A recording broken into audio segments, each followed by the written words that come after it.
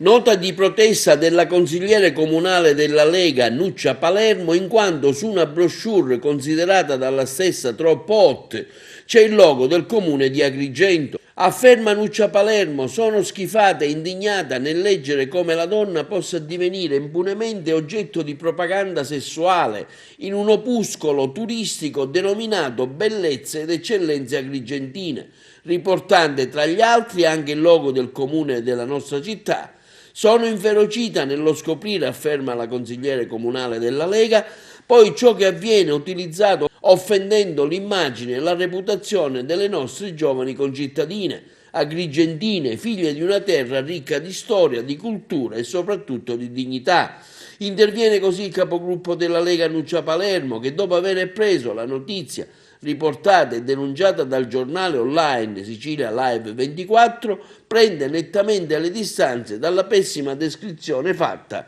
con l'aggravante che tale fatto sembrerebbe avallato dall'amministrazione comunale a guida del sindaco Lillo Firetto.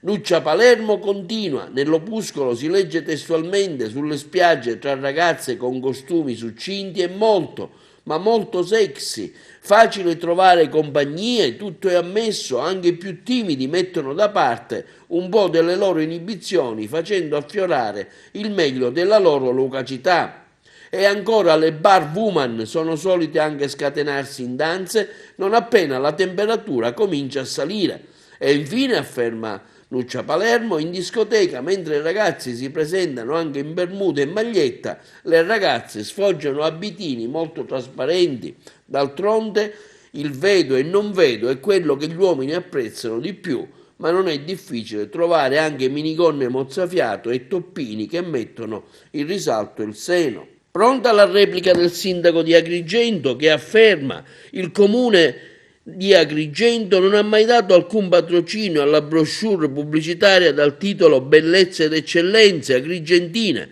né partecipato in alcuna forma all'iniziativa oggetto in queste ore di indignazione da parte della consigliera comunale della Lega di Agrigento Nuccia Palermo per presunte offese alla sensibilità femminile. Si tratta, afferma il primo cittadino, di una fake news mirata a screditare l'operato dell'amministrazione comunale e pertanto l'ufficio legale del comune di Agrigento sta vagliando l'ipotesi di una denuncia penale nei confronti di coloro che si sono prestati alla denigrazione o hanno ripreso a vario titolo la falsa notizia.